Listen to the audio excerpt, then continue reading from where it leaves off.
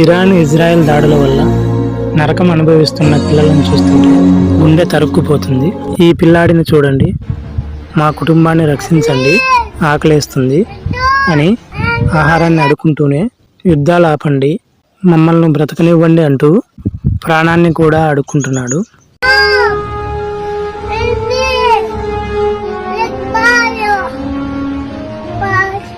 అలా యుద్ధాల కారణంగా తినడానికి తిండి లేక ప్రాణాలను గుప్పిట్లో పెట్టుకుని నరకం అనుభవిస్తున్నారు పిల్లలు. పిల్లలను ఇలా చూడలేక పెద్దల ఆవేదన చూడండి.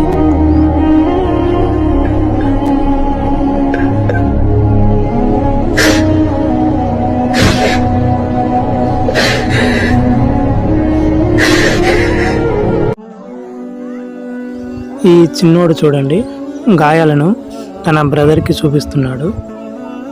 చూస్తుంటేనే బాధేస్తుంది.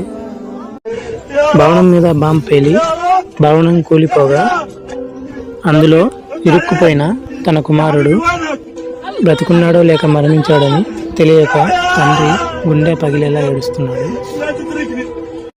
మన దేశాలు వేరే ఉండొచ్చు, మన మతాలు వేరే ఉండొచ్చు, కానీ మనమంతా ఒకే జాతి, మనమంతా మనుషులమని దేశ నాయకులు మర్చిపోతున్నారు.